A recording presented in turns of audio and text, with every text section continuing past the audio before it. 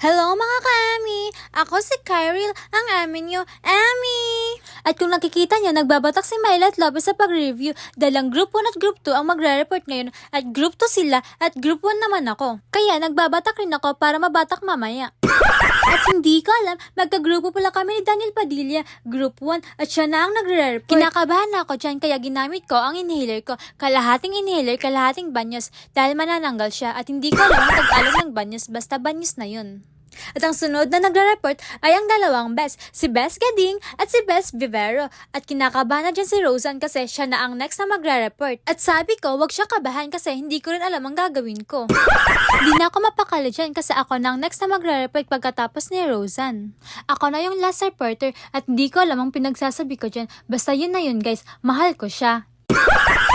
Pagkatapos, nag-quiz lang at lumabas na kami kasi nagugutom na kami. Sa Agaron kami pumunta dahil malapit lang sa amin. At kaharap ko si Myla kasi hindi kami nagkasya sa mesa dahil 6 kami. Nag-update pa si Myla sa bebe niya, kumain na ako, lab! Kain ka na, lab! At joke lang yun, guys. Humingi pa kami ng kanin kasi only rice dito sa Agaron. At sabi ni Myla, ako rin ate, kalahati lang. Sabi ko rin, ako rin ate, kalahati din lang kasi kalahati lang ang chicken ko. Kapag kasama ko sila kumakain dito, palagi kami nag-only rice. Pero pag isa lang ako, hindi ako nag-only rice kasi ikaw lang ang anli ko. Nagtawanan kami dyan kasi kakahingi pa lang ni Sharin ng kanin, humingi ulit siya. Tapos na kami kumain at inayos na namin ni Myla ang pinggan namin para hindi na mahirapan na maglilinis. At bumalik na kami sa school kasi gagawa kami ng research. Bago kami gumawa, nag-ayos muna kami at tignan niyo si Myla, pinipilit niya ang pulbo kahit wala na. Parang relasyon niyo kahit wala na pinipilit mo pa.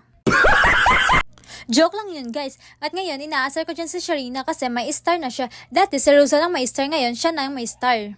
At nag-ara-ara lang kami ni Myla kasi busog na kami. At pumunta kami sa taas kasi doon kami gagawa ng research. Nag-usap-usap kami dyan kung ano ang mangyayari sa research namin. Magiging defended ba o offended? Pagkatapos nag-TikTok sila dyan kasi ayaw research, gusto TikTok. Yun lang, bye-bye!